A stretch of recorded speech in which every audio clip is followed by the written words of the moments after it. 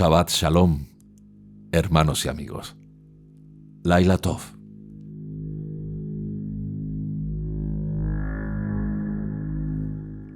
En el principio, creó Dios los cielos y la tierra. La tierra era caos y vacío, y la oscuridad encima del abismo. Y el Espíritu de Dios flotaba por encima de las aguas. Y Dios dijo: haya luz. Y hubo luz.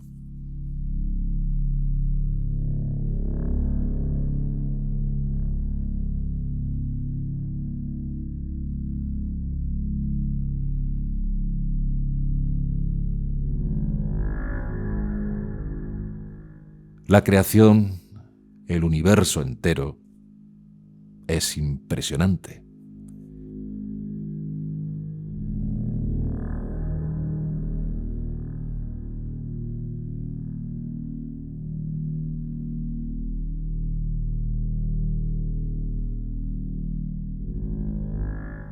Imaginen nuestro universo por un momento. La interminable cantidad de galaxias, estrellas, mundos. Ahora, imaginen que eliminamos una parte específica del espacio de nuestro universo. ¿Cómo seremos capaces de imaginar la vacuidad resultante de este vacío si no contiene nada que pueda ser medido o descrito?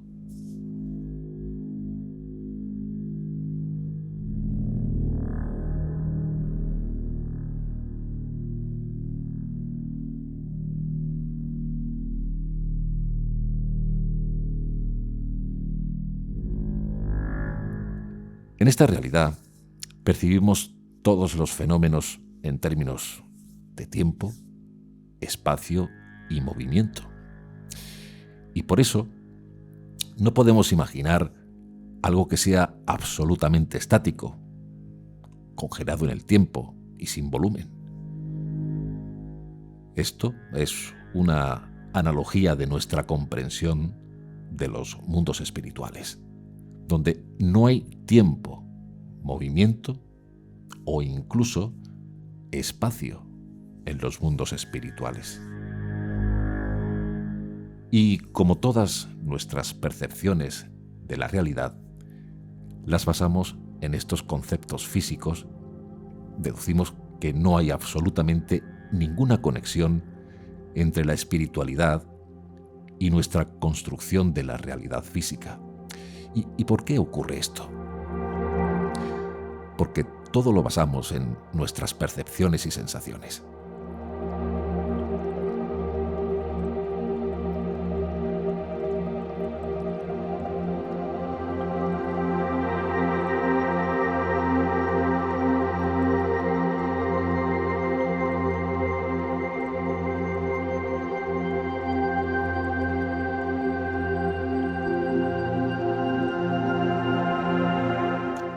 Al final, esto resulta en una carencia de palabras y vocabulario cuando expresamos los conceptos espirituales.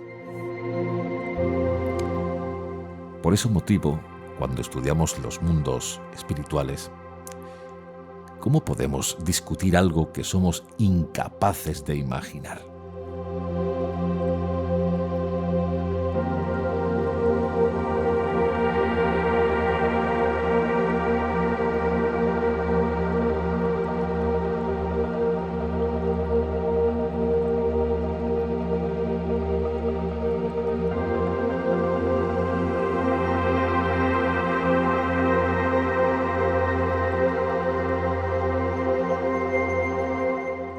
Si todos somos totalmente incapaces de imaginar lo espiritual, entonces, ¿cómo podemos entender lo que está escrito en el Tanaj?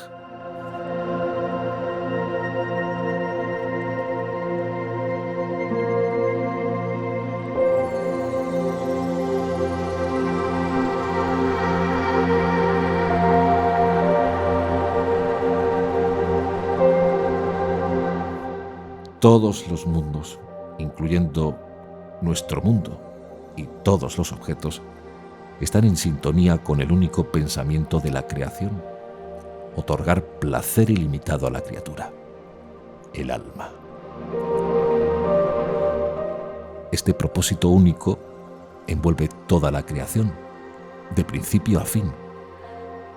Este es el propósito que determina todos los sufrimientos por los que pasamos en nuestro trabajo interno y su recompensa. Después de la corrección individual, todas las almas se reunirán en una sola alma, todos en una ejad.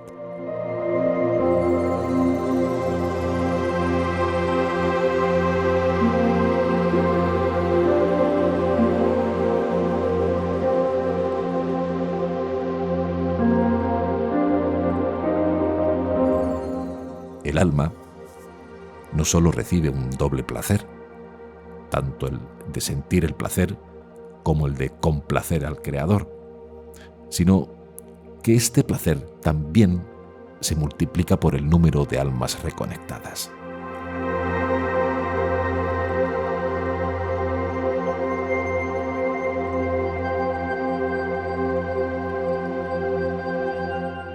Cuantas más sean el número de personas que asciendan espiritualmente, trabajando internamente en sí mismos, comenzarán a ver la verdadera realidad y a sentir los mundos espirituales. En el judaísmo, las descripciones del mundo superior son la manera de describir nuestra alma y los grados de su proximidad al Creador. Son una sensación crecientemente fuerte del Creador.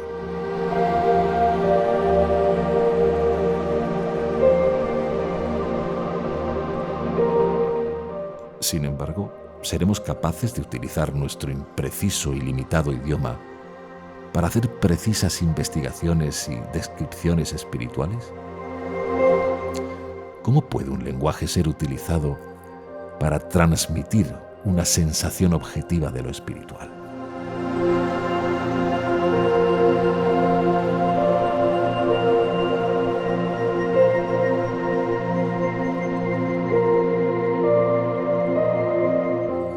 La palabra luz, que es un concepto difícil de comprender, la imaginamos como la luz solar o artificial que no tiene conexión alguna con la luz espiritual. Pero piensen que la luz en nuestro mundo puede ser interpretada a sí mismo de otra manera. También podemos usar la palabra en un contexto diferente, como cuando decimos el alma siente la luz o eres como un rayo de luz, especialmente cuando sentimos satisfacción o para referirnos a la claridad de pensamiento de la mente.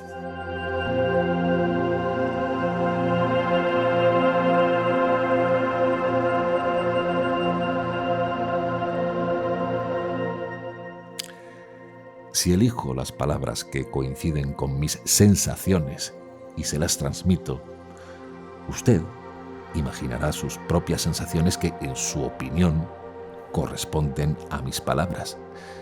Por lo tanto, es necesario que haya una norma común que nos ayude a medir la similitud de nuestras sensaciones evocadas por la misma idea o palabra.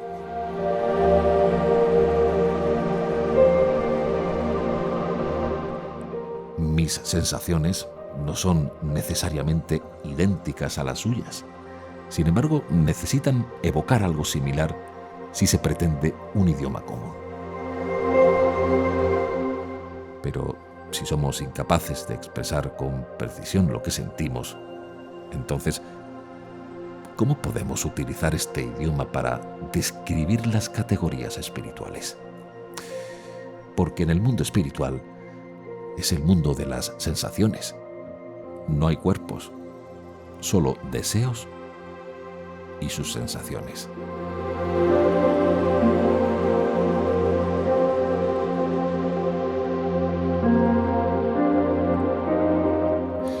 todo lo que existe en nuestro mundo se origina en el mundo superior, junto con todo lo que gradualmente desciende a nuestro mundo. Debido a que todo nuestro mundo proviene del mundo superior, existe una estricta conexión entre los objetos de nuestro mundo, sus consecuencias, causas y orígenes en el mundo espiritual.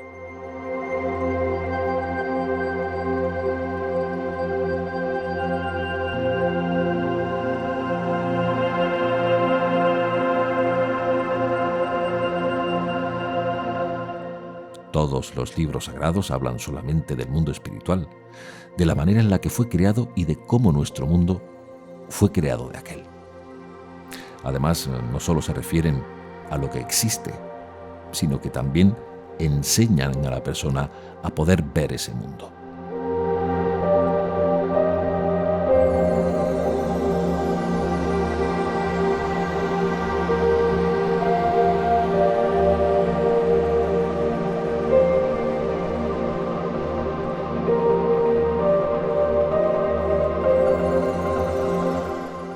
Ya que Adán, el hombre, fue el acto final del Creador, él es el propósito de toda la creación.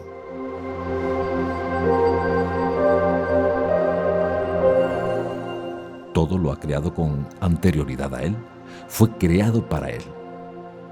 Entonces nos preguntamos, ¿cuál es el destino de Adán? ¿Cuál es el destino del hombre?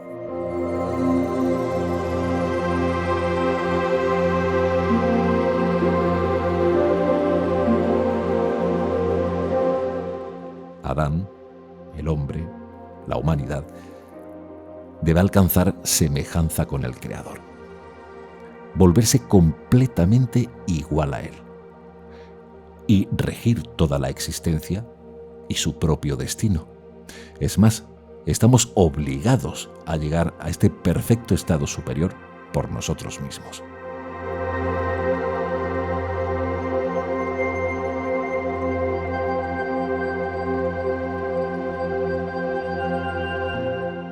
Para alcanzarlo por nuestros propios medios, primero tenemos que llegar al peor estado, opuesto al estado del Creador, y después ascender por nuestra propia voluntad.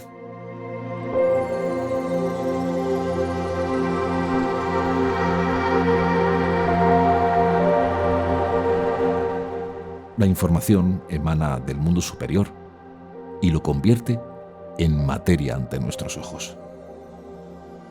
Nuestra reacción a esto, que desciende desde lo alto en forma de información, se eleva de nuevo al mundo superior y determina de qué manera nuestro futuro descenderá y se materializará.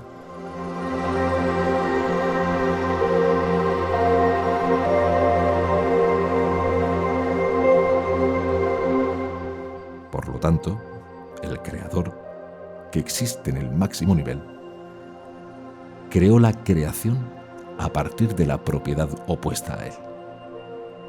La llenó de luz y posteriormente, al vaciarla de la luz, se redujo a la condición de nuestro mundo.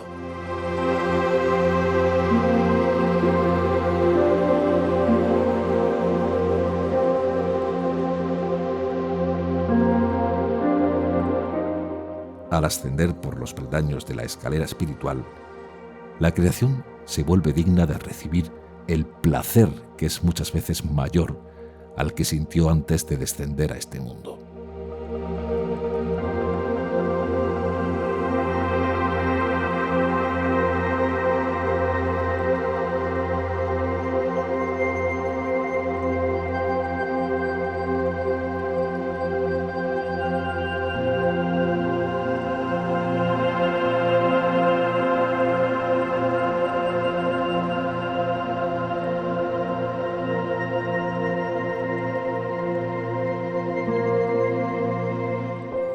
Por otra parte, la creación debe tener la fuerza y la oportunidad para poder actuar libremente entre dos fuerzas opuestas, su propio egoísmo y el Creador, y después poder elegir su camino de manera independiente.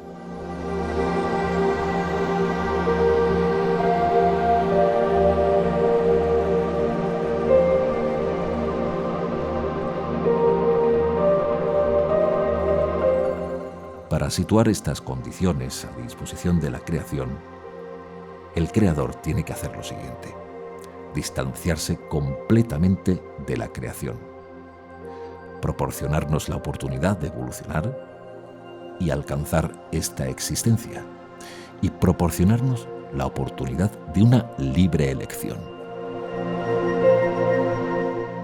El creador nos da esas condiciones gradualmente. Inicialmente, la creación, sintiendo al creador, llenada con la luz, no es independiente.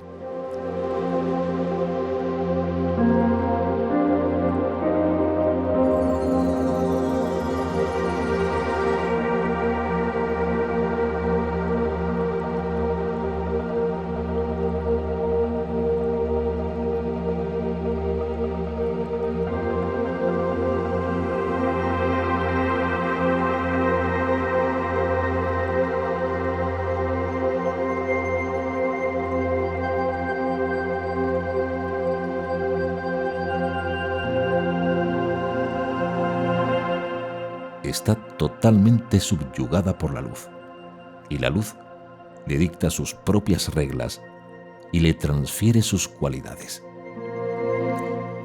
Con el fin de hacer que la creación sea independiente del creador, él debe distanciarse completamente.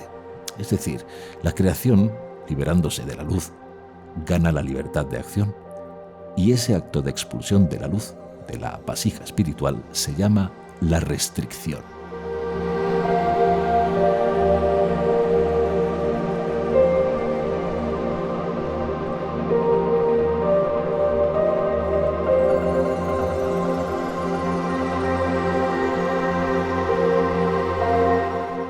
La Torá comienza con las palabras en el principio, Bereshit, que es el inicio del proceso de distanciamiento del creador de su creación. Y la palabra Bereshit proviene de las palabras bar, fuera. Es decir, que relata la salida del creador a una condición separada entre el cielo y la tierra. En el principio Dios creó el cielo y la tierra. El cielo con sus propiedades altruistas, la tierra con sus propiedades egoístas. Y nuestra alma se mantiene entre estas dos propiedades opuestas que proporcionan la base para todo el sistema de existencia.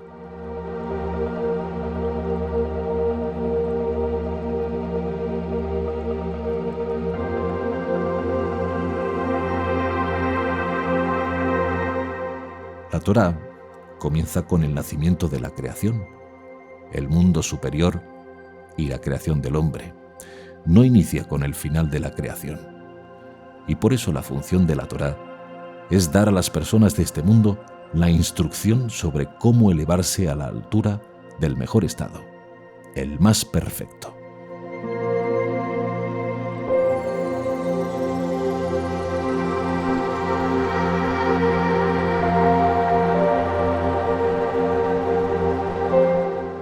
En su estado inicial, la creación, el alma o Adán, no está corregida. Se debe corregir a sí misma y alcanzar así el estado de la corrección final. La Torá nos enseña cómo reparar este instrumento roto, el alma que hemos recibido de lo alto.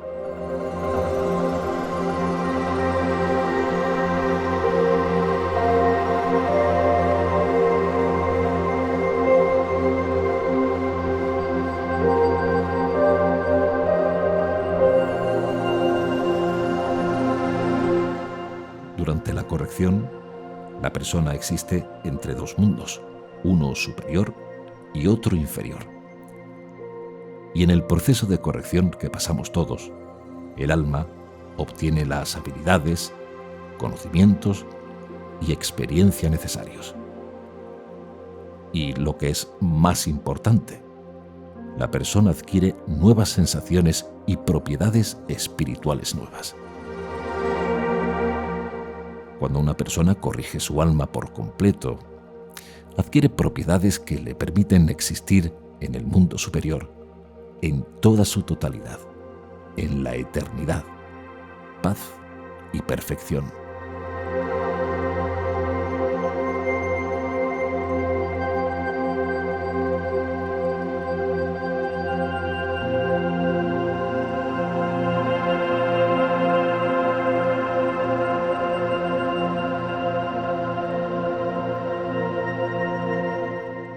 la Torá no describe este estado especial. Es imposible describirlo, por lo menos ahora, pues no hay analogía alguna en nuestros idiomas.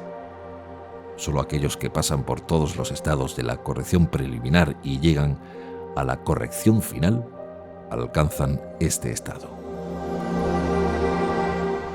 Lo que sea que esté más allá de la corrección final no está descrito en ninguna parte, y aquí es exactamente donde residen los secretos de la Torá. Solo hay algunas pistas en los libros de la literatura judía. Estos estados especiales, secretos, son llamados Maaseh Merkava y Maaseh Bereshit, pero son solo pistas. En realidad, estos estados, reinos espirituales, no pueden ser descritos en palabras porque nuestras palabras, letras y términos se han tomado de nuestro sistema de corrección y solo son eficaces aquí.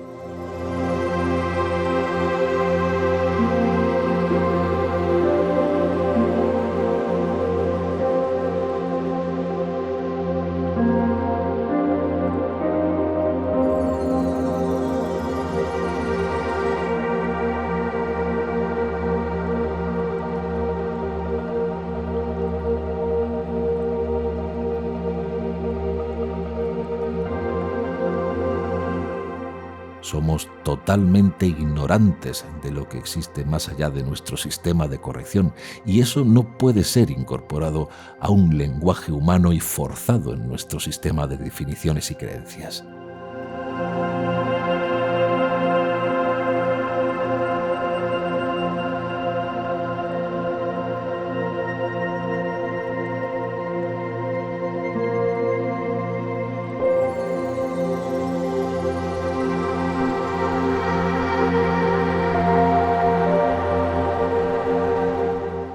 En el principio Dios creó el cielo y la tierra. Se refiere a la realización de dos propiedades, el egoísmo y altruismo. La propiedad egoísta de la tierra se corrige con la ayuda de la propiedad altruista del cielo.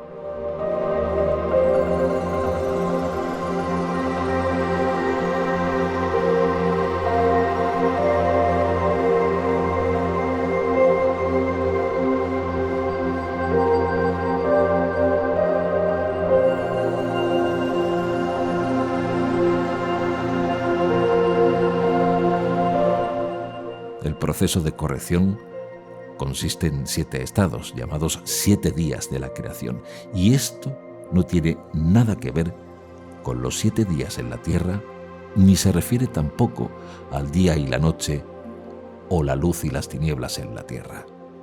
Son los estados y sensaciones espirituales de la persona que atraviesa estas etapas de corrección. Es el sistema en el que el alma se corrige mientras está en el nivel llamado tierra.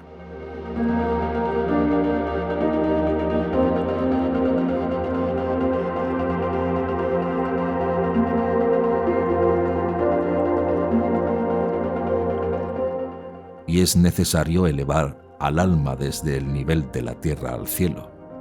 Esto significa que la propiedad egoísta tiene que ser transformada en la propiedad altruista. Esto lo podemos lograr por medio de 7 correcciones consecutivas que son llamadas los 7 días de la semana. Y por eso la Torá explica lo que el hombre debe hacer con su alma cada día.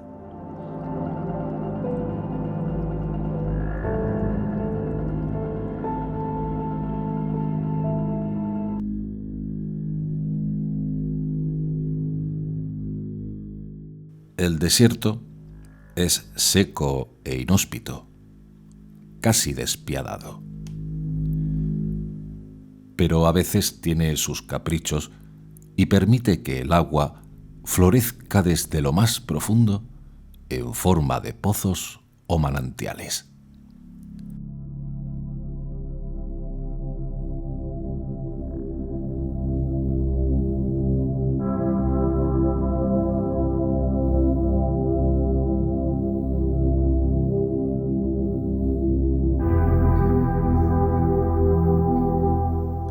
En un desierto específico, en medio de esa enorme extensión, ocre y calcinada, surge como un milagro para la vida una mancha verde de un oasis.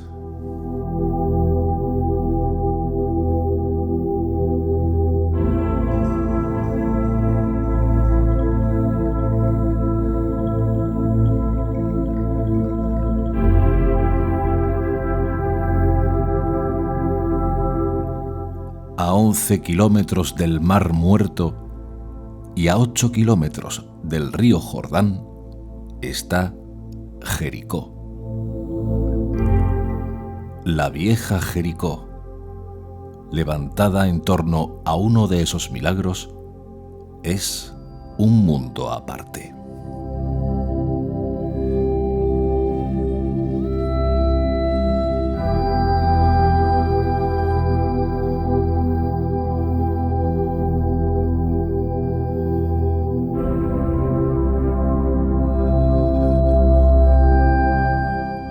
Hoy estamos aquí porque fue el lugar donde se produjeron unos hechos que cambiaron el destino de un hombre y con él el destino de una parte de la humanidad.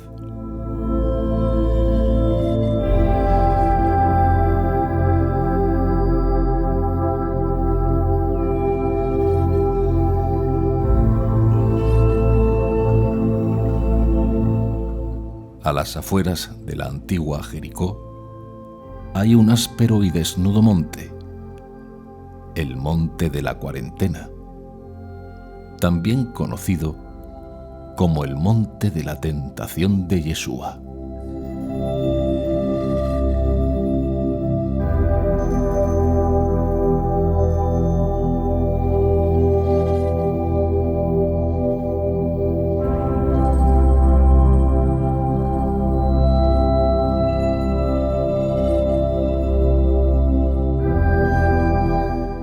En el desierto, según los relatos bíblicos, Hasatán tentó a Yeshua.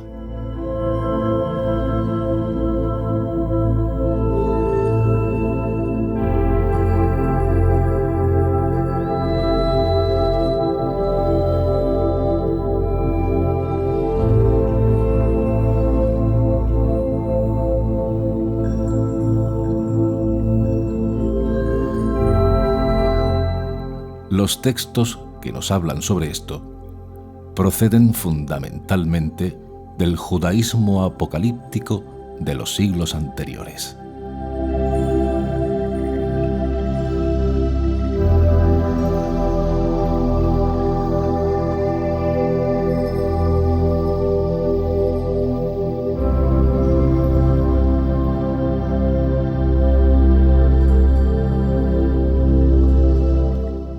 Por eso, en esta noche de Shabbat, me pregunto, ¿qué imagen global del diablo tiene el Nuevo Testamento? ¿Qué significa y qué implicaciones tiene una fuerza, un Satán, ante un Dios todopoderoso?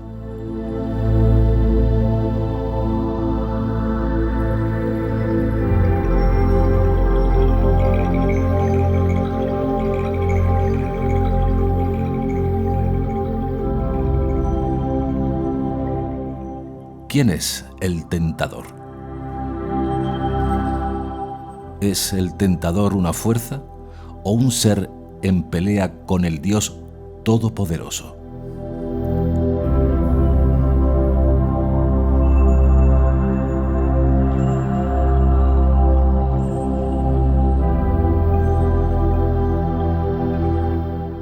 Si Dios es todopoderoso, todo está supeditado a Él. Y si todo lo que creó es bueno, ¿qué papel tiene entonces el mal con el hombre?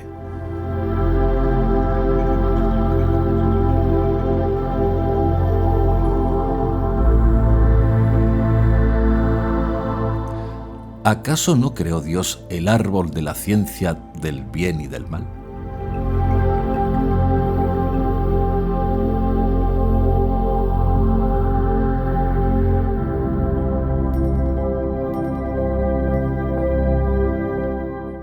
Yeshua, cuando se fue al desierto 40 días, fue tentado.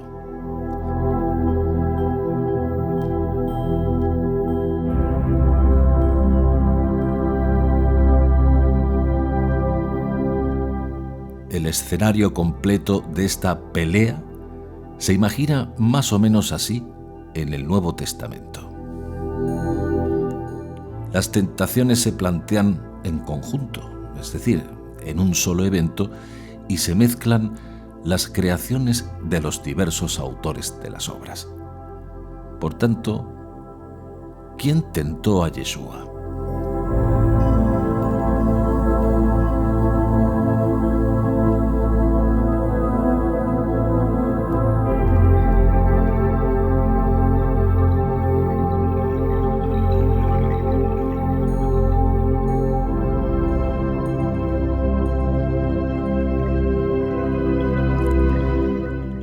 A lo largo de siglos, el cristianismo creyó y sigue creyendo que Dios creó en el principio un mundo esencialmente bueno, pero que fue estropeado por la rebelión angélica.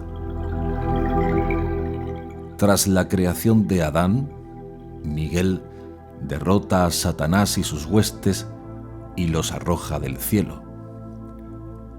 Entonces tuvo lugar la seducción del paraíso, producida por Satán como venganza.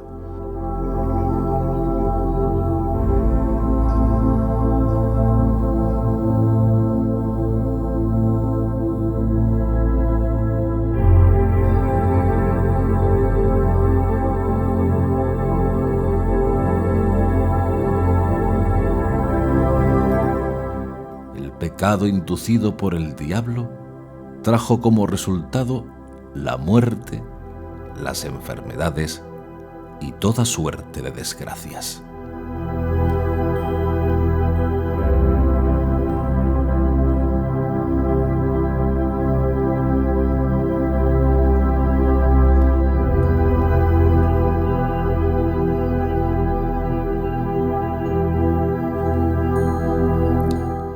Y esto es más o menos la creencia popular. Pero si soy honesto, esta creencia que conocen todos causa en mi cabeza un choque de ideas contrapuestas. ¿Por qué? Porque si Dios es todopoderoso y todo lo conoce, y todo está sujeto a su dominio, es imposible que Dios pierda el dominio y entre en una guerra por la creación.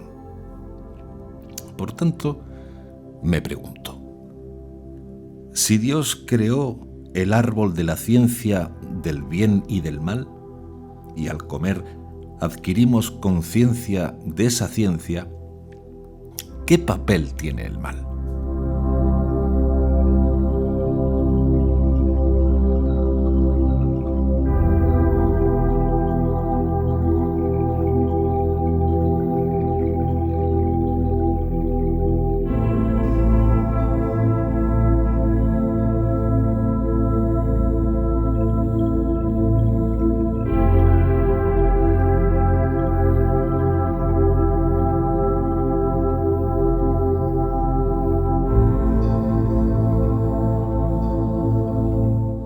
¿Por qué se personalizó al mal?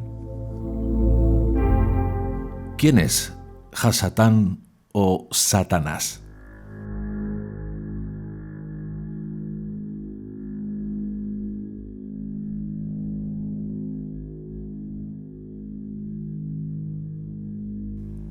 Satanás es un personaje clave en la cultura occidental.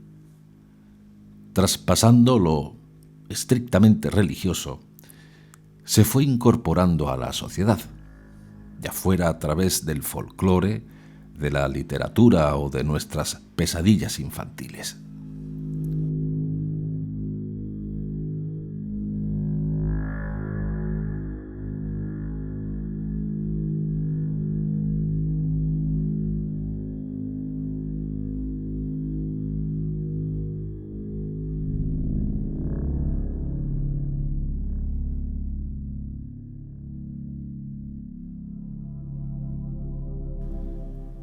Se puede creer en él o no, pero lo indudable es que como arquetipo, como figura legendaria o como simple expresión de nuestros propios demonios interiores, Satanás lleva más de 20 siglos entre nosotros.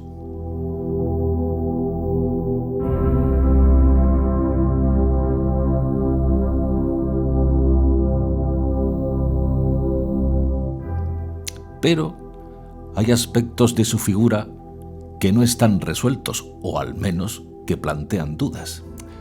Por ejemplo, su origen.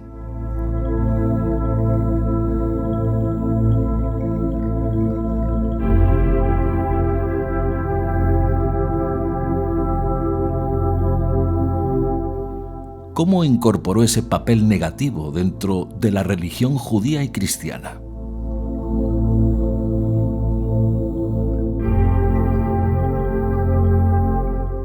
¿Por qué se mete en un mismo saco a Satanás, a Lucifer y a los demonios?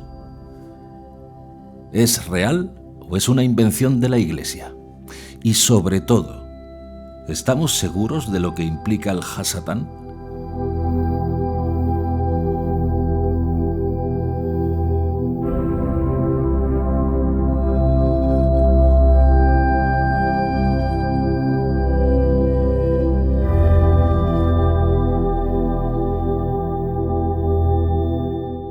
El Satán está aquí, entre nosotros, o dicho de otra forma, formando parte de nosotros.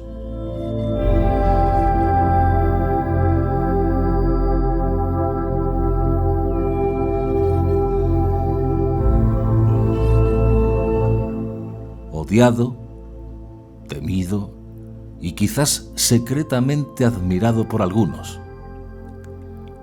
Satanás es una figura fundamental en la cultura judeocristiana, tan importante como la de otros personajes.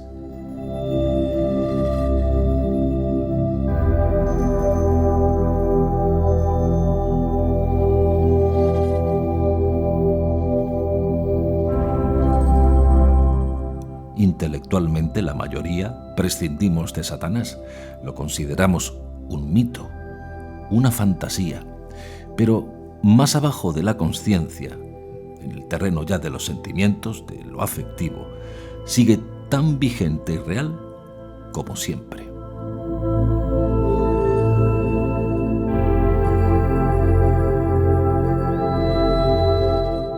Es el malo de la historia, el que instiga a las más bajas acciones, el que siempre, acechante, se sirve de nuestras flaquezas para empujarnos al pecado y ganar nuestra alma, como si fuese un trofeo para llevarla a su reino infernal.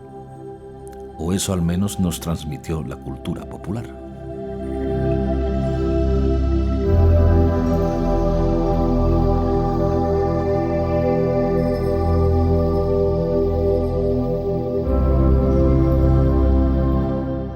Para las iglesias es tan odioso como imprescindible, porque sin él, el drama de lo espiritual, impuesto por las religiones, carecería de argumento. Pero, ¿quién es o qué es Satanás? ¿Cuál es su historia?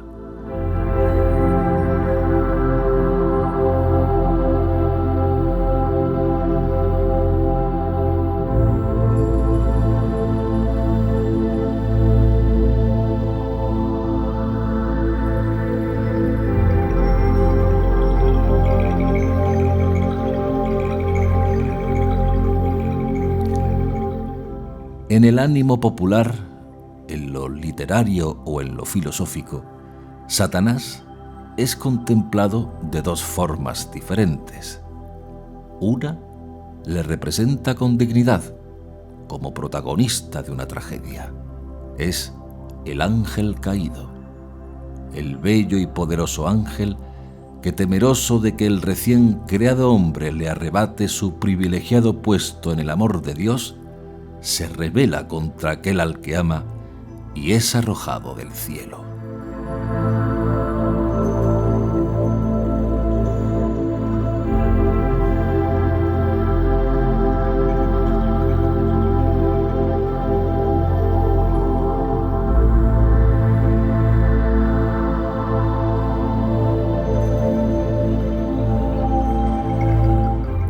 La otra versión, la más difundida, es la de un diablo grotesco y repugnante, compendio de todo lo desagradable, sin elegancia o dignidad alguna, destinado a dar espanto o asco en las gentes incultas y que la Iglesia potenció tendenciosamente como la imagen más conveniente para su estrategia catequizadora.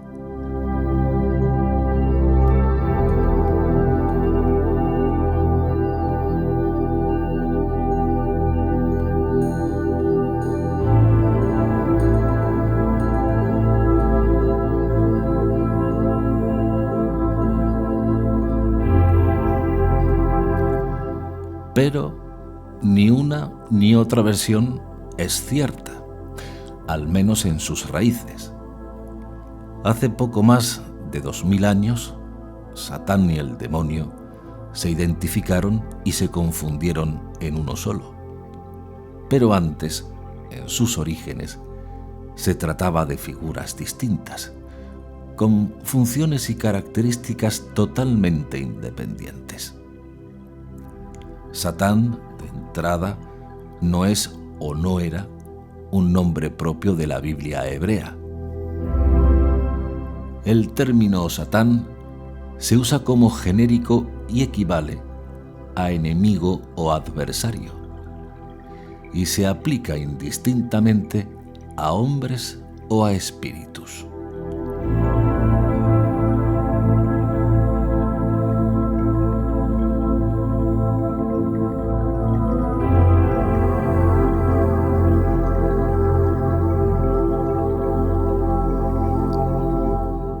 Cuando apareció identificado, ya como personaje concreto, Satán es un ángel cualquiera, un ángel más al servicio de Dios, en este caso, con la función de fiscal.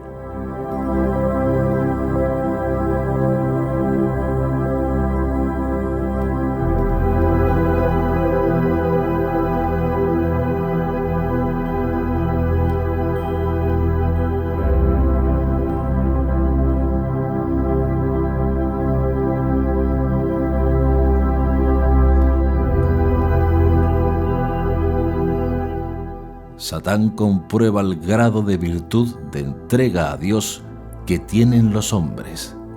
Esa es su misión, como bien se lee en el libro de Job.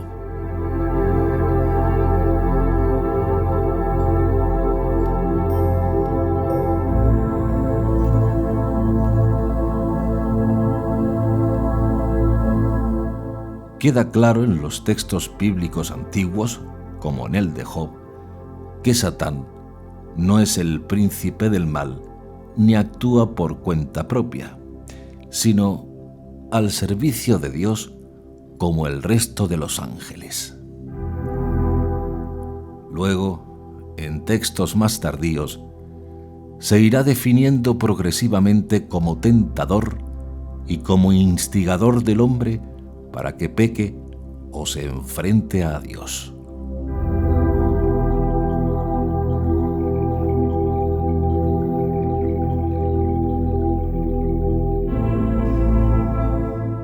El gran día de la purificación, Yom Kippur, los hebreos soltaban un macho cabrío en el desierto para Azazel y de paso librarse de sus culpas.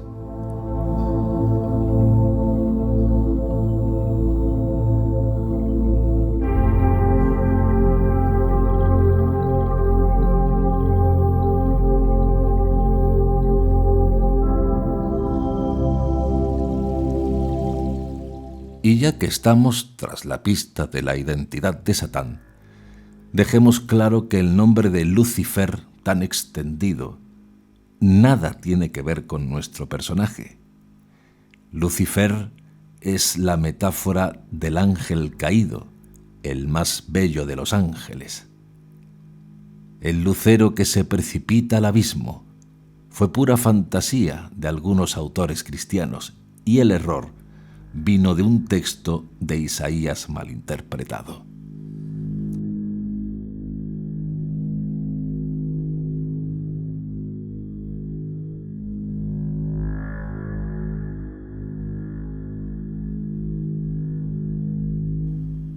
¿Cómo has caído del cielo, oh lucero de la mañana, hijo de la aurora? Has sido derribado por tierra.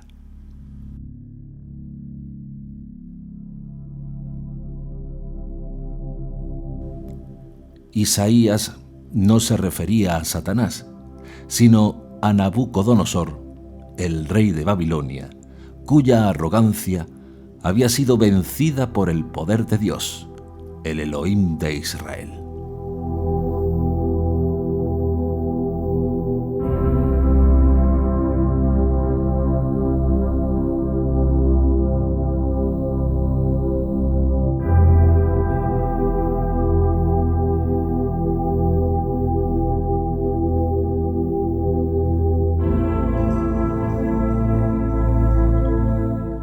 Por tanto, tenemos un Satán, que es un ángel al servicio de Dios y encargado de las misiones más desagradables desde el punto de vista humano, como es ejecutar los castigos decididos por Dios o tentar al hombre para ponerle a prueba.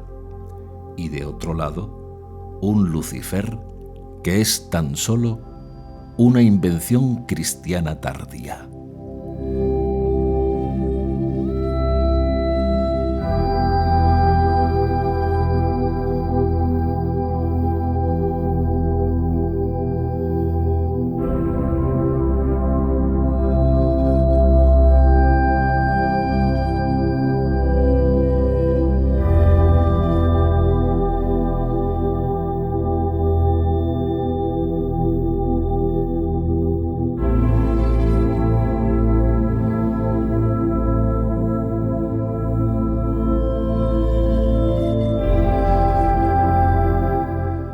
Además de Satán, desde tiempos antiguos, los judíos también creían en la existencia de seres maléficos,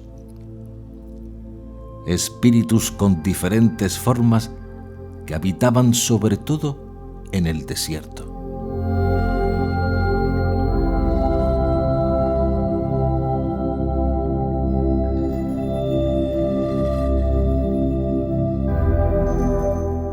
No era prudente alejarse de los campamentos o de las aldeas cuando llegaban las sombras.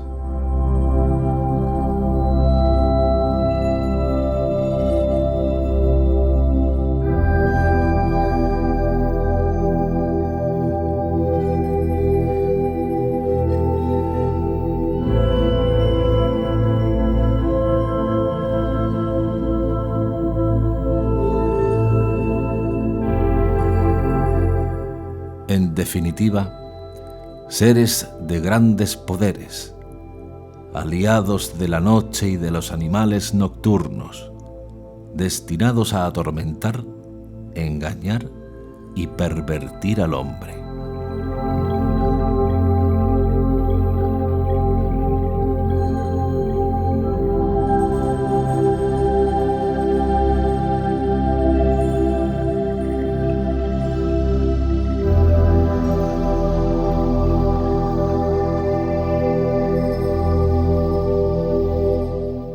No son servidores de Dios, pero Él permite su existencia.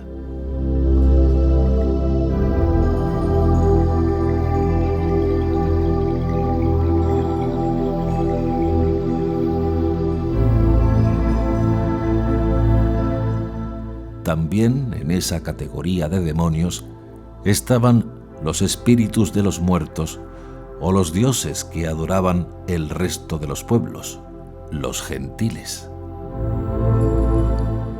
En textos más tardíos apareció ya un demonio judío como tal, Jasmoneo, con el que se enfrenta a Tobías y le vence gracias a la oración y a la penitencia.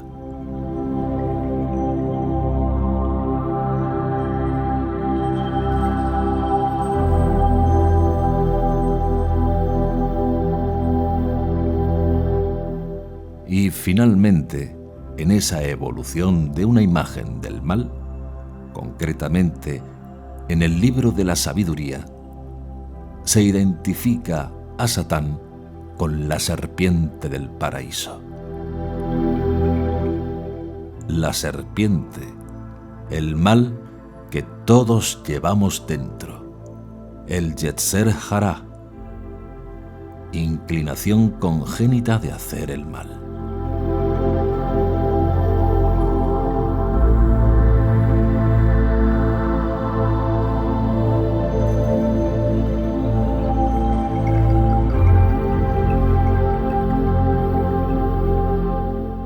Los judíos distribuyeron de alguna manera el alma humana en 5 partes, y la parte más baja es Nefesh.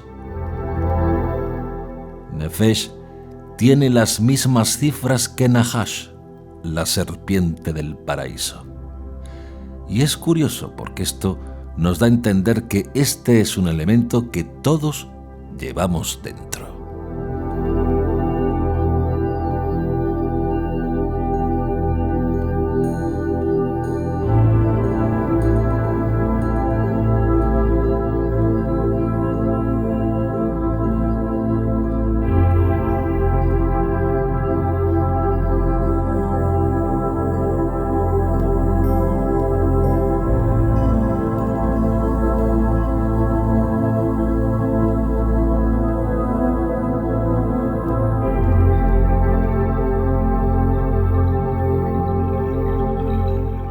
Es decir, que todos tenemos dentro de nosotros algo de esa serpiente del paraíso.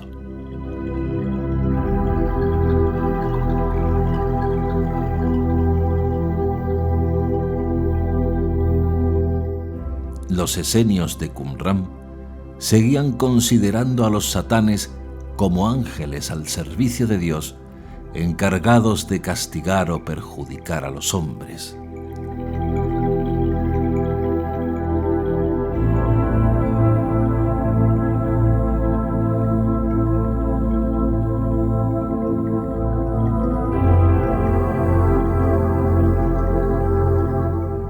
Pero no como ángeles caídos o guardianes del infierno, que se encuentran tan presentes en la imaginación popular de los cristianos.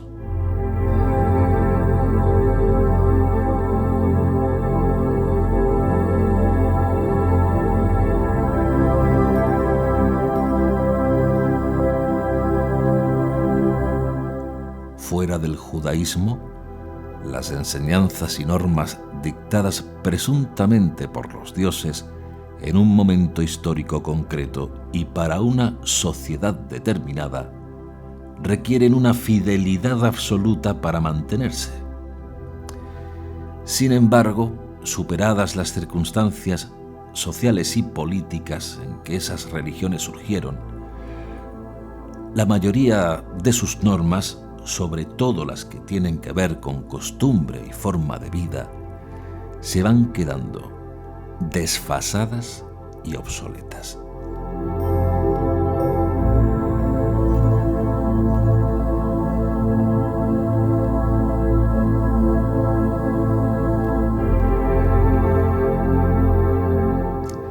Eso también ocurre con algunos preceptos del judaísmo. Y por eso me habrán escuchado decir en otras ocasiones que la Torá no cambia, los principios no cambian.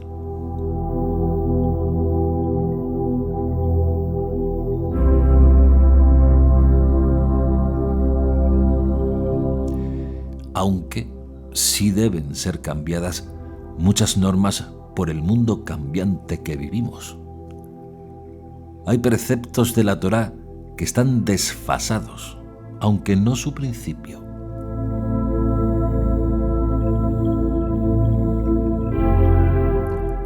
Las circunstancias de Moisés no fueron las mismas que las de Yeshua, y por supuesto no son las mismas que ahora vivimos.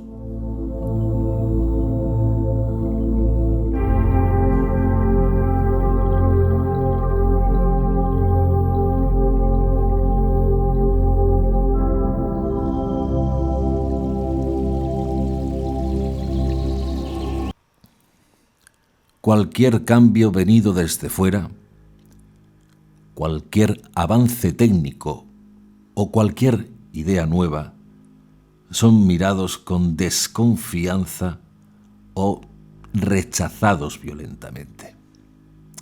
Y eso es lo que le ocurrió a Yeshua.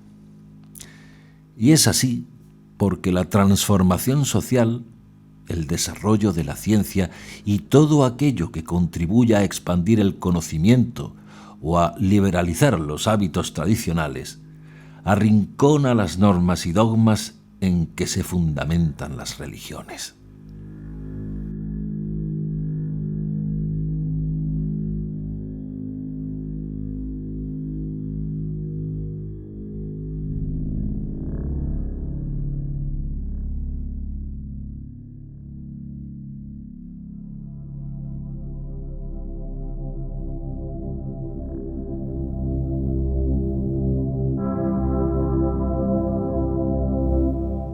Las acaba mostrando como algo anacrónico, basado en principios racionalmente insostenibles. Por ejemplo, que en su tiempo esos avances fuesen considerados diabólicos es comprensible.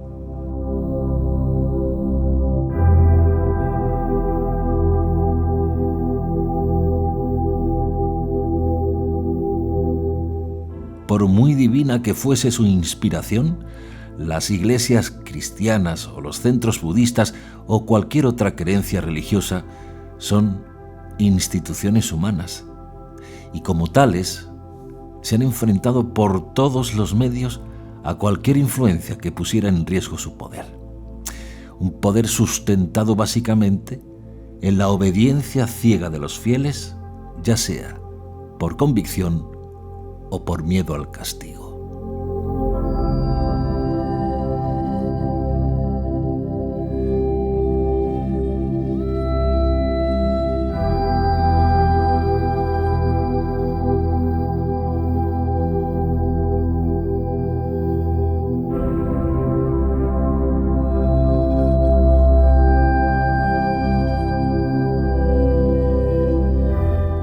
Fuesen reales, simple leyenda o seres desertores, los ángeles vigilantes del primer cielo aportaron técnica, conocimientos y costumbres nuevas. Por consiguiente, iban contra lo establecido. Su influencia era buena para el hombre, pero mala para la religión. Así que no debe extrañar que las iglesias envíen a la gente al abismo subterráneo, al infierno, donde estarán hasta el día del gran juicio.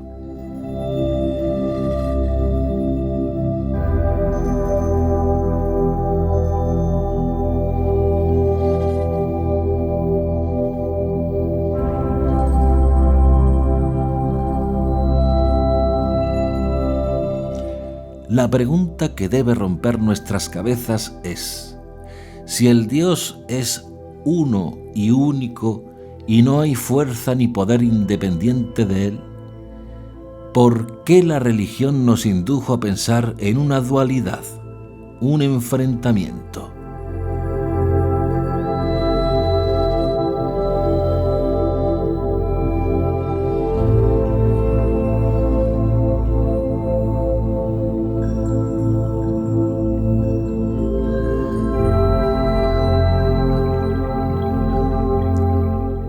Puesto que todo procede de un solo Dios y todo está sometido a Él, ¿qué papel tiene el mal sobre el hombre?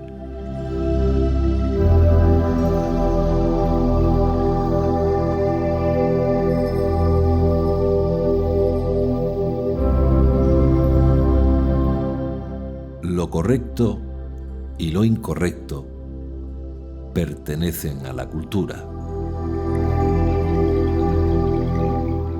Y el bien y el mal pertenecen a lo superior.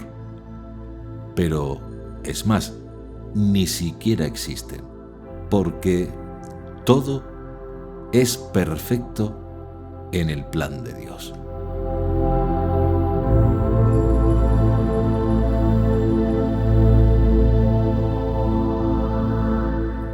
Para Dios, lo bueno y lo malo están al servicio del plan.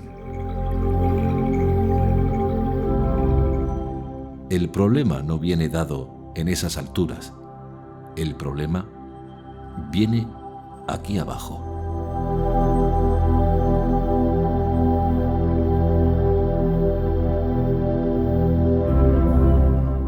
A lo largo de todas las culturas, siempre hemos ido a colocar a Hasatán toda la parte negativa, todo lo malo, todo lo que no aceptamos de nosotros mismos. De alguna manera, hemos puesto nuestras cosas negativas en él.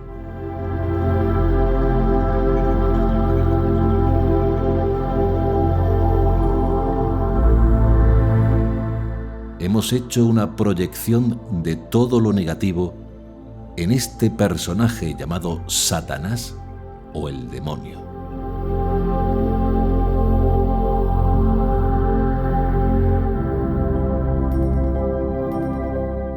Las iglesias cristianas convirtieron este Satanás en un adversario de la divinidad. Pero si se lee el Tanaj, la Biblia hebrea, nunca fue un adversario, era uno más.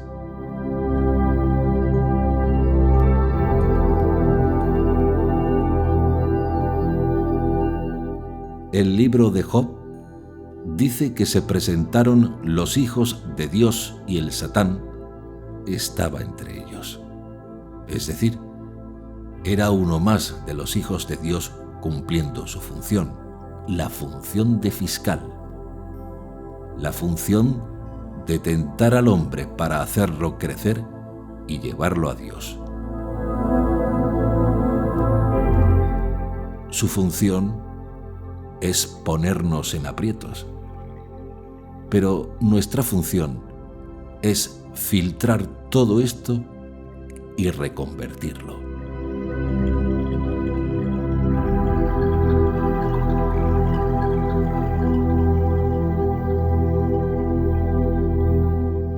En sus orígenes no puede hablarse de Satán como principio del mal y opuesto al bien.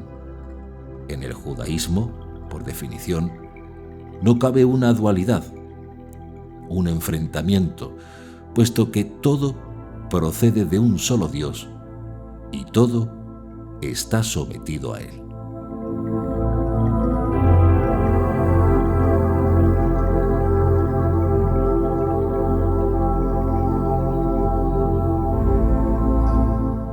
Pero la Iglesia cristiana fue potenciando y definiendo la figura del maligno hasta hacer de él un personaje tan real que no solo podía tocarse, sino incluso fornicar con él.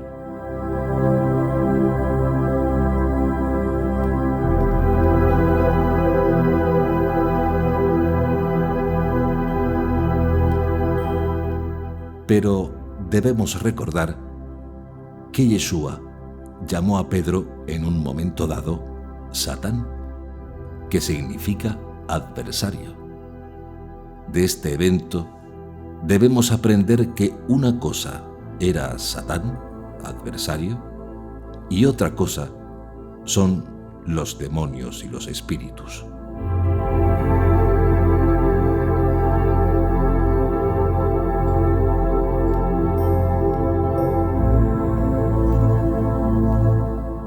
La sombra de nuestra serpiente interna, nuestro Satán, nuestro ser interior, adversario de Dios, no tiene por qué ser negativo, puesto que Dios nos hace pasar por esto, en la medida en que lo reconozcamos, lo sepamos interpretar, si lo miramos de frente, lo vivamos y lo superamos.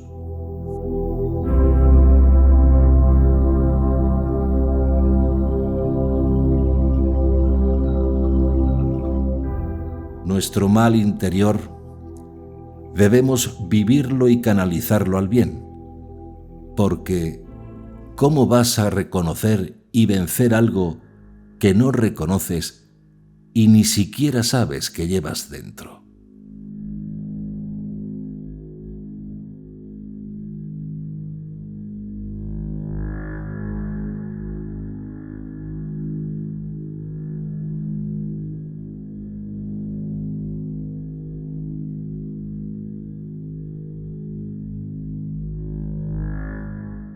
El mal existe desde antes que existiera el ser humano, en el árbol de la ciencia del bien y del mal.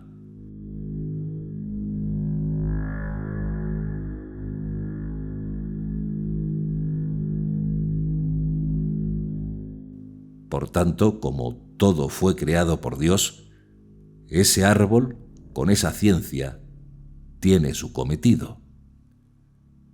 La percepción es lo que hace que una persona pueda vencer al mal, a pesar de que el mal nos ataque con las limitaciones cosmogónicas.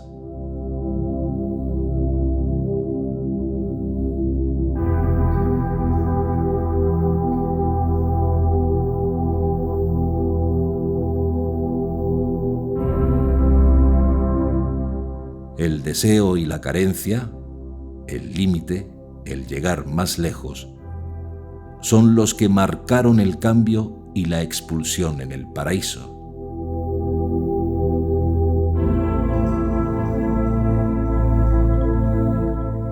Cuando el deseo se instauró en nuestras vidas, nos hizo avanzar, pero también fue algo que produjo un daño real, un mal efectivo en la vida del ser humano.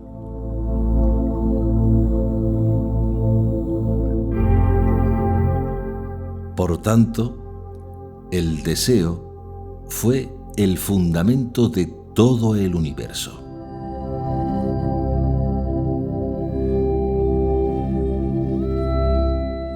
Todo tiene su función en la creación de Dios. La tierra desea que sea habitada. El mar desea que habiten animales. Un barco desea transportar personas o mercancía. Una silla desea que alguien se siente. ¿Por qué? Porque todo lo creado existe por una función. Todo. La función de cada cosa creada es el deseo cumplido en esta realidad.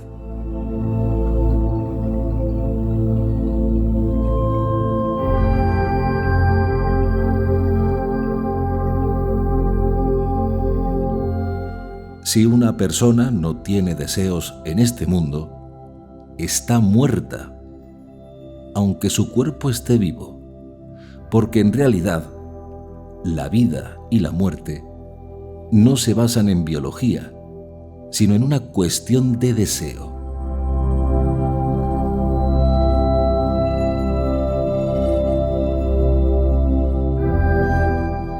Los humanos debemos salir de nuestros límites, porque siempre el que desea, siempre debe salir de sus límites.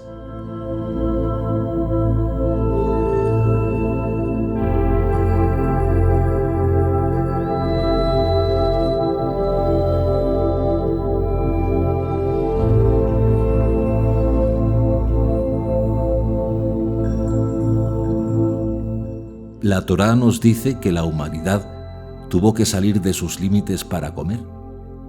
Tuvo que salir a cultivar su comida. La comida estaba fuera de él. Por tanto, con el deseo ocurre exactamente lo mismo.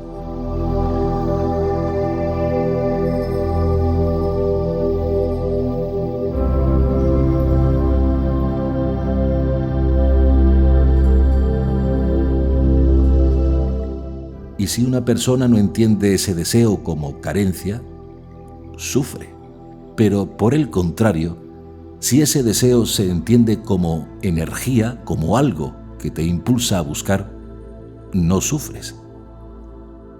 ¿Y qué nos enseña la Torá? A canalizar todas esas fuerzas y energías de un modo correcto, tanto el bien como el mal.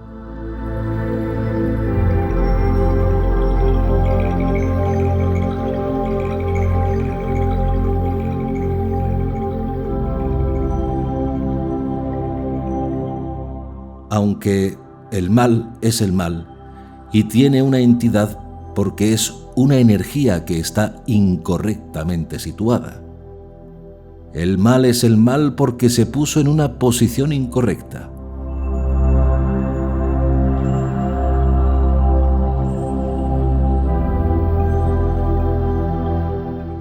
El mal no es la ausencia del bien. El mal es el fin de algo bueno puesto en un lugar incorrecto. Es una energía que debía estar al servicio del bien.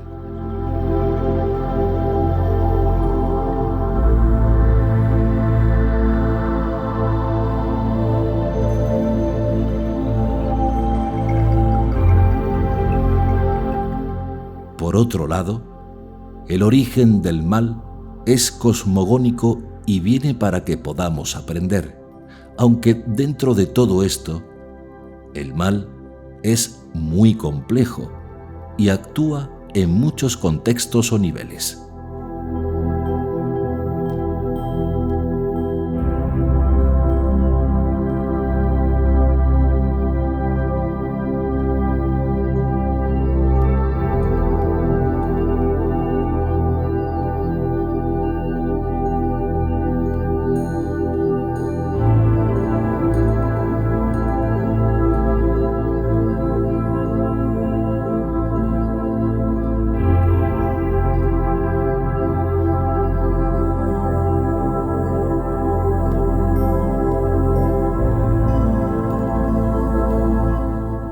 El tema del mal tiene dos análisis, y el segundo es más interesante, el experimental, porque en definitiva es el mal que experimentamos todos.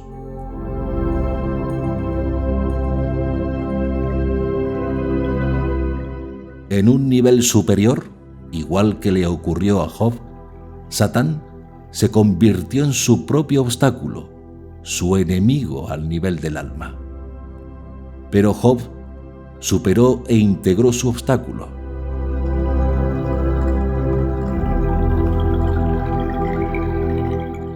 Ya sea a través de la ira, del dolor del enfermo, o de una persona amiga, o la enfermedad de un familiar, porque el mal no es una cuestión teórica, es una cuestión práctica.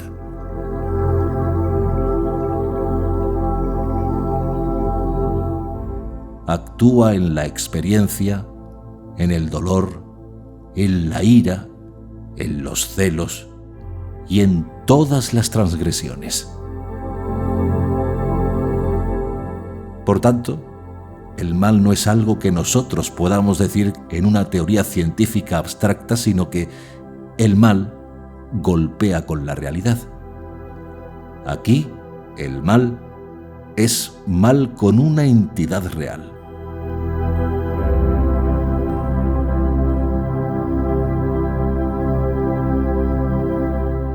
Pero si vamos a la Torá al mismo tiempo, en sí mismo, la serpiente no tiene entidad propia, separada de Dios, porque está dentro de la creación. Y si está dentro de la creación, también forma parte de Dios, porque todo es Dios.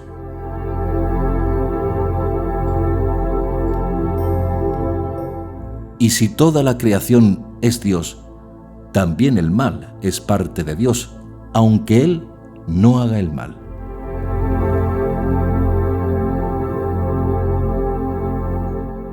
Por todo esto, en el libro de Job, no podemos ver una lucha entre Dios y Satán, sino una lucha entre la parte oscura de Dios y Dios. Y esa parte oscura es la que nos ayuda a tener luz.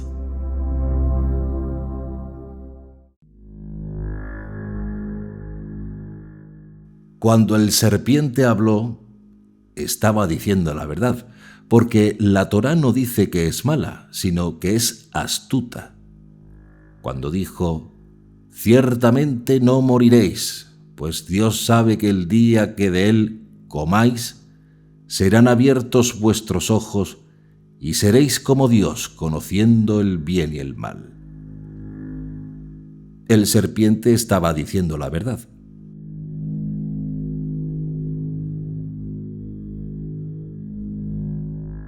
Aquellos a quien vino la palabra, Dios los llamó dioses, como dijo Yeshua y dice un salmo.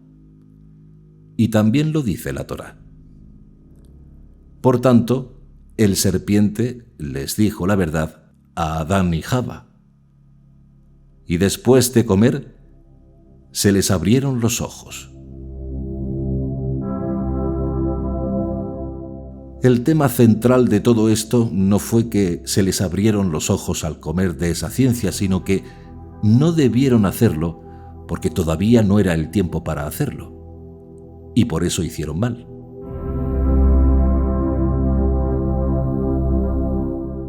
A ese buen deseo tuvieron que haberle puesto un límite para no traspasarlo, pero no pudieron llegar.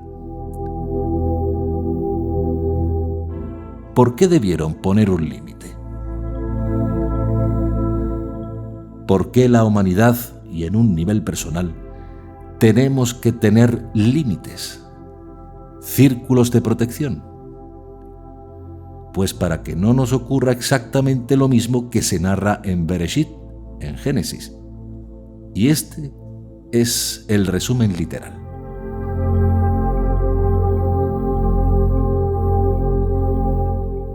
Todo lo creado es bueno, dijo Dios. El deseo es bueno. Por tanto, el crecimiento es bueno. El problema viene cuando no se ponen límites. ¿Por qué? Porque si a ese deseo de saber, conocer, aprender no se le ponen límites, es igual a salir de un cuarto oscuro donde llevas mucho tiempo y de pronto, al salir, miras al sol. ¿Qué ocurre? Que te quemarás los ojos. Y si aún con todo eso quieres seguir acercándote a la fuente de luz, tu cuerpo se quemará.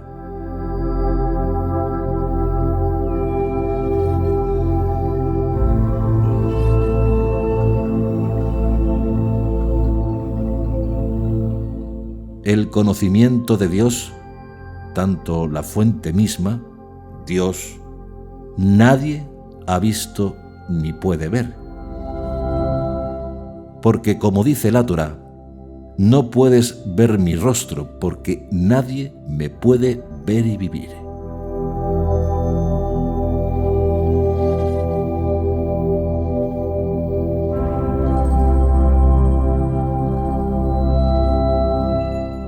Entonces, pretender recibir una gran luz de Dios es similar a situarse debajo de una gran cascada. Si recibes toda esa agua de golpe, te matará.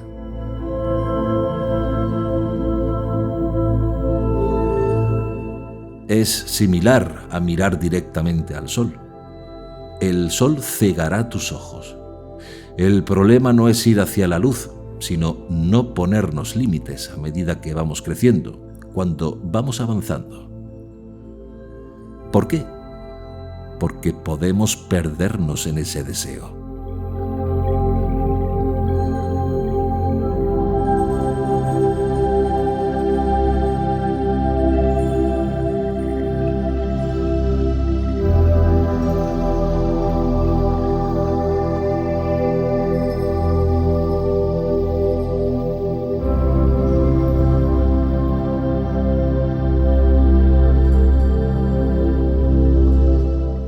En la realidad que vivimos en este mundo, estamos rodeados de límites. Nuestro propio cuerpo tiene límites. El mundo y toda la creación tienen límites, cosa que no ocurre con nuestros pensamientos y nuestros sentimientos, aunque de algún modo también están limitados. Estas limitaciones en la materia nos hacen valorar mucho más nuestro tiempo y espacio. Y con las limitaciones, el alma aprende, aunque sufra.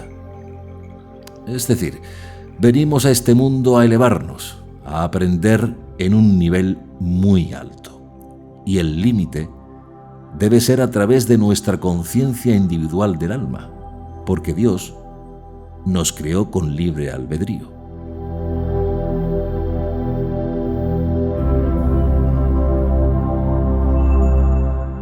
Aunque el problema viene cuando otros no se imponen límites.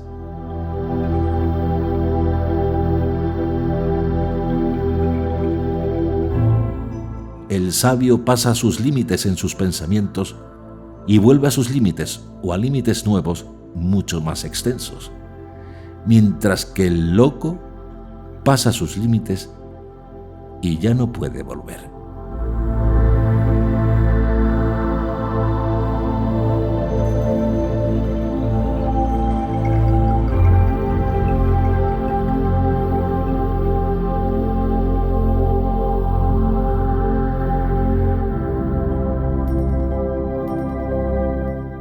Frente al bien supremo, debemos diferenciar entre dos tipos de bien.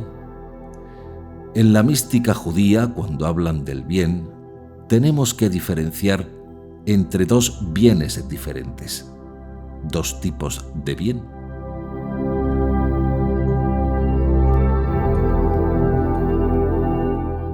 Lo que nosotros llamamos el bien supremo, el que viene de la misericordia absoluta del Creador, es el bien de verdad, porque es un bien relacionado con la verdad.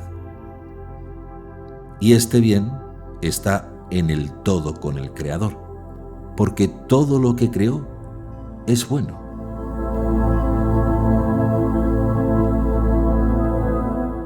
Y después está el otro bien, que es la contracara del mal. Este bien es el bien del mundo inferior, el bien que nosotros percibimos.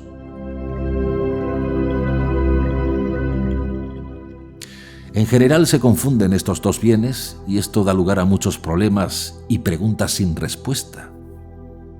Porque si Dios es el bien supremo, ¿por qué existe el mal?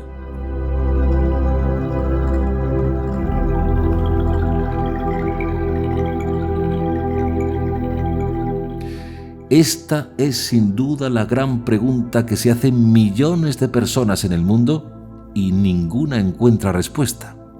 Y básicamente este es el problema central que hace incomprensible este tema para muchos.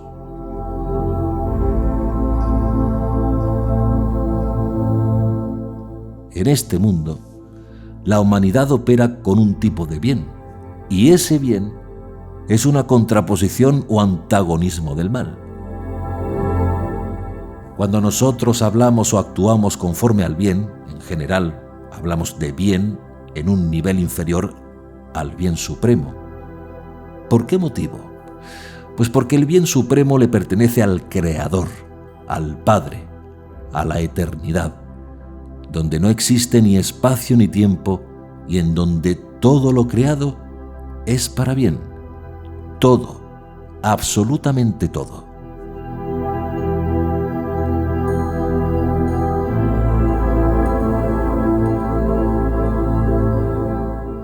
En la eternidad del Creador hay un bien absoluto donde todo es verdad. Después, Dios creó el universo, el cual apareció debido a su contracción. Y llegada la finitud de la creación en sus diversas contracciones, cada vez tenemos más mal. Y tenemos más mal porque estamos en las dimensiones más bajas de la materia, donde tenemos un problema de límites, donde todo está limitado. El mal se asocia mucho con los límites y se asocia mucho con los límites emocionales. Hay una asociación entre los límites y el mal porque, en verdad, mi límite, mi ignorancia, no conocer, es lo que genera el mal. Es decir, son mis límites los que no me dejan ver la realidad y hacen que yo ignore gran parte de la realidad.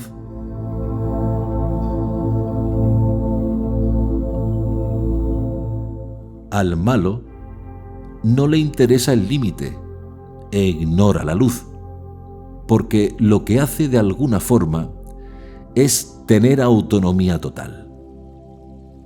No le interesan los límites y hace lo que quiere.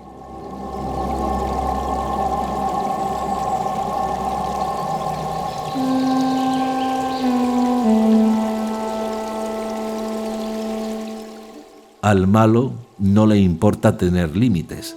Incluso muchos van en contra de todas las leyes, incluso las leyes naturales. Muchos se ponen sus propias leyes volviéndose aparentemente totalmente independientes.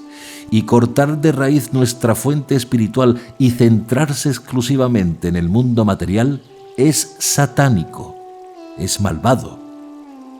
No porque la materia sea mala, todo lo contrario. La materia es buena porque es un fin en sí misma, pero el alma no está al servicio de la materia está al servicio del alma.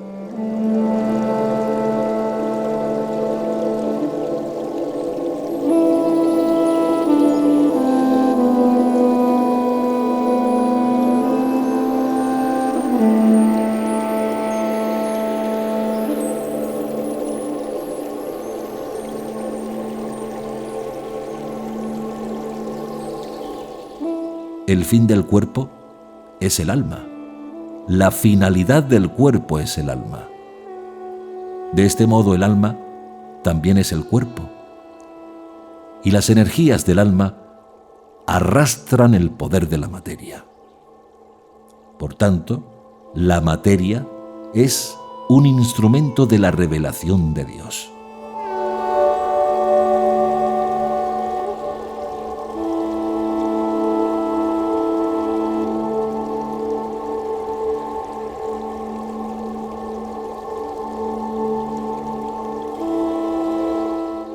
Una persona está limitada en un cuerpo que nos limita físicamente, pero también nuestra percepción de la realidad, de la verdad, está limitada.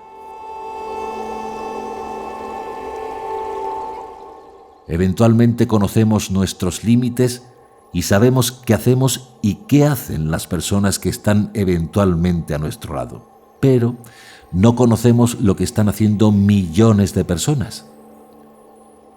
Una persona ve solo una parte limitada de la realidad y eso mismo constituye al mal, porque esto no nos deja ver el conjunto de toda la realidad.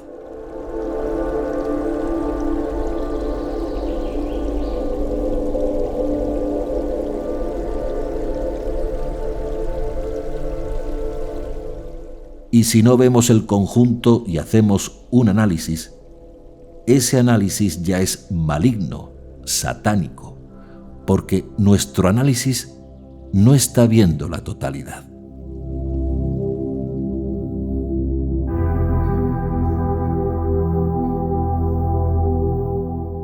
Lo que da oscuridad son los límites, la limitación de información que tenemos.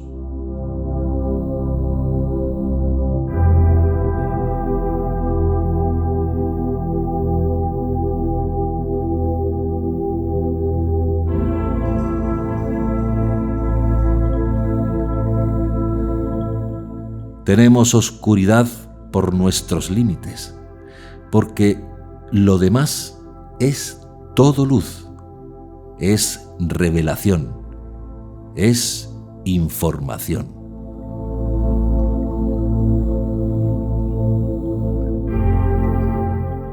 Con lo cual, el problema no es el nivel de luz. El problema es del nivel de nuestros límites.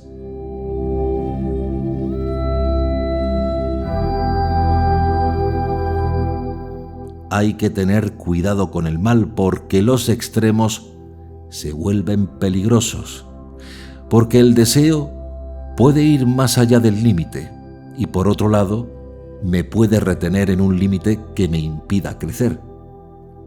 Lo correcto es tener un crecimiento constante, limitándonos constantemente al tiempo que vamos ascendiendo.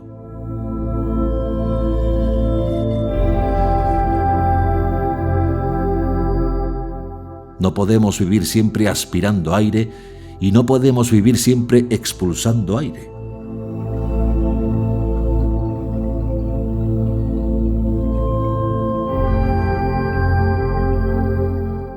Lo que demanda nuestra alma para ser felices es ser honestos por completo.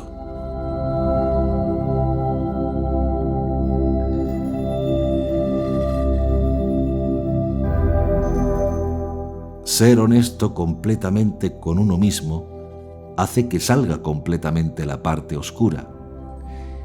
Y si sale la parte oscura completamente y sabemos dónde dirigir esa energía, el mal se convierte en bien.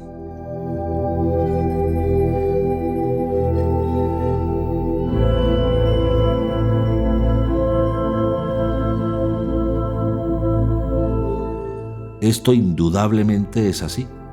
Y si no hay honestidad para reconocer la parte oscura que cada uno lleva dentro, para redirigir esa energía hacia otra parte, no hay crecimiento en la conciencia y en nuestra alma.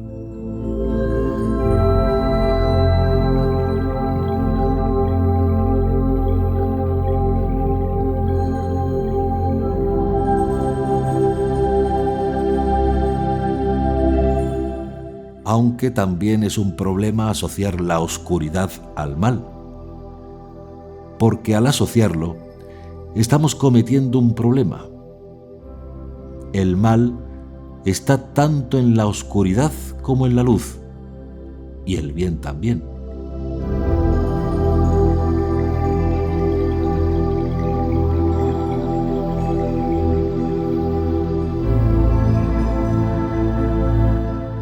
Para comprender realmente cómo funciona el mal, nosotros no podemos identificarlo con oscuridad, porque al hacerlo así, el mal nos gana por la estrategia que utiliza.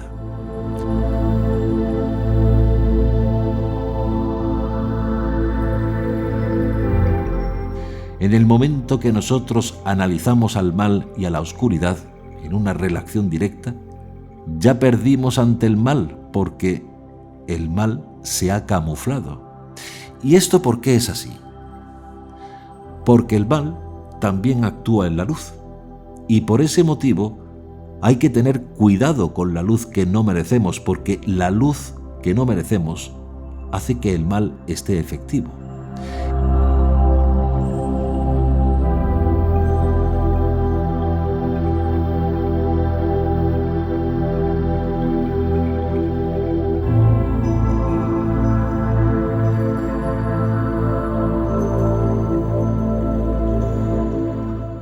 Y si una persona recibe mucha luz de Dios, esa luz se puede volver mala para esa persona. Si miras al sol directamente, te quemas los ojos.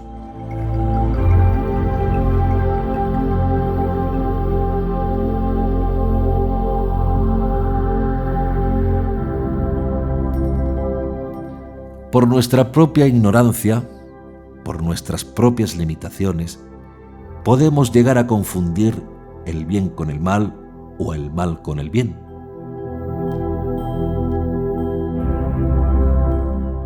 Incluso algunos sabios judíos ya dijeron que detrás de todo bien hay mal, como detrás de todo mal hay bien.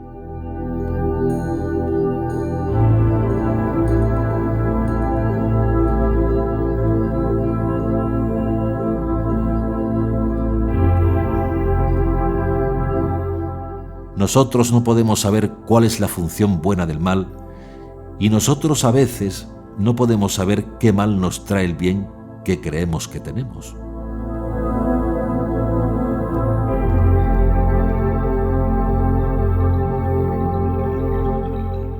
Nosotros, la humanidad, tenemos un problema en la definición de bien y mal, porque no lo hacemos en función de un largo plazo por nuestra ignorancia. Lo hacemos en función de un corto plazo, y cuando se hace así, está distorsionada la realidad, porque las consecuencias de un supuesto bien son malas o las consecuencias de un supuesto mal son buenas, porque ahí son intercambiables.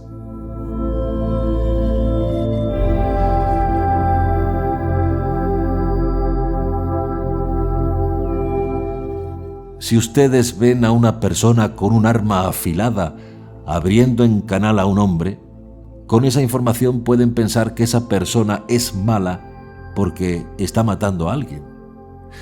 Pero si tuvieran más información del motivo por el cual esa persona está abriendo en canal a otra, pensarían que es buena.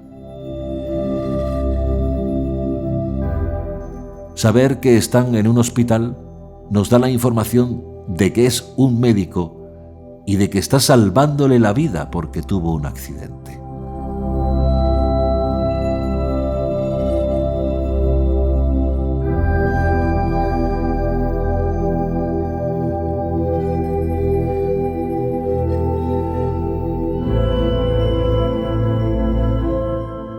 Por tanto, me pregunto, ¿hay una intención negativa de alguien dentro de la realidad?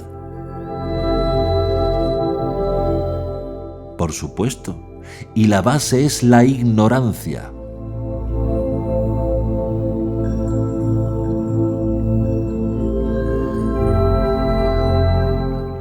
Aunque exista una inteligencia del mal en el fondo, esa inteligencia es ignorante porque no tiene conocimiento.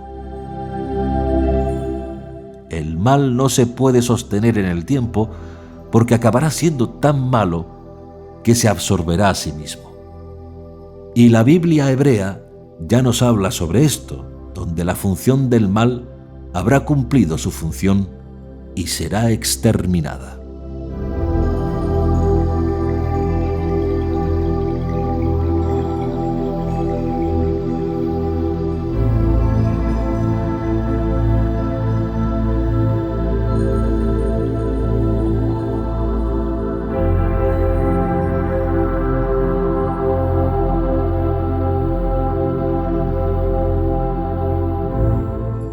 El mal es una energía mal puesta en una posición del universo y nuestro papel es corregirlo.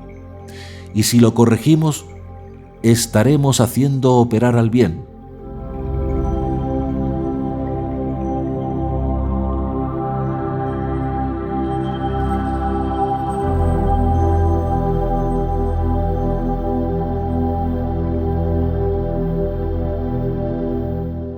Imagínense un gran río del que extraemos agua a nuestros campos para poder sembrar. Pero a veces el río se desborda e inunda nuestros campos, arruinando toda la cosecha. El río que inunda todos nuestros campos y nos arruina es el mismo agua que necesitamos para regar. ¿Cuál es la diferencia? Que si el río se desborda y se inundan los campos, es el mal, y si no hay desbordamiento y la usamos para regar los campos, es el bien. Pero el agua es la misma en ambas situaciones.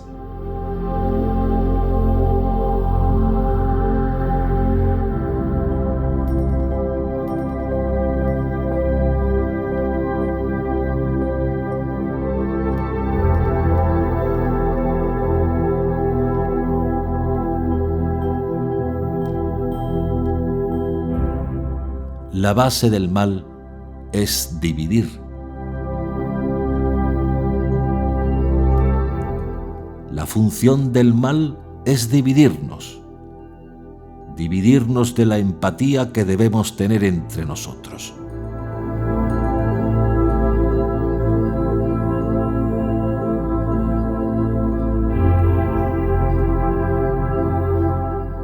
Dividirnos de la fuente, de Dios.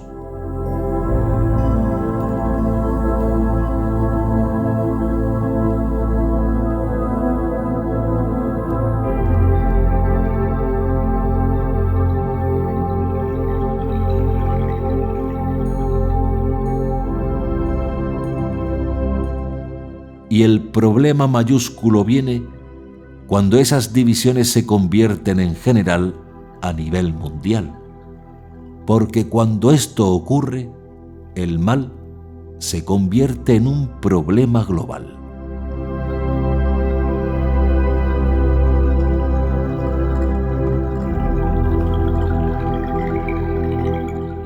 Aunque en el fondo, como todo es para bien, ese mal general nos hace reaccionar a todos. Y al reaccionar, despertamos y crecemos.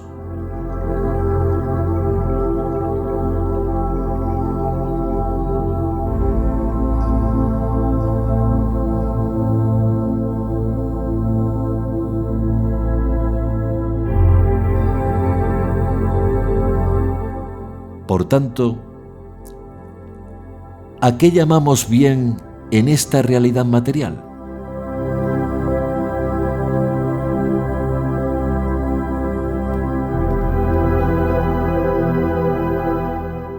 Llamamos bien a la contextualización o canalización de la energía adecuadamente, si no, se convertirá en mal.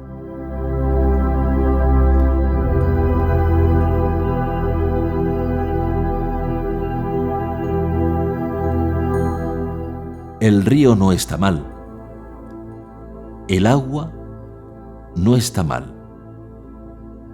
La luz no es mala. El conocimiento no es malo. La creación no es mala. Todo depende del contexto y de la canalización de cada energía.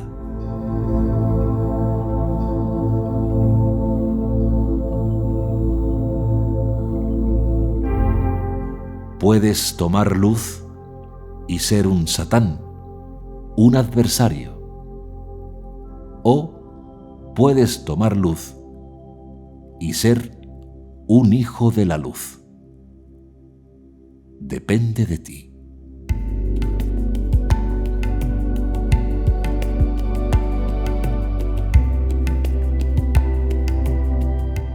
Shabbat Shalom.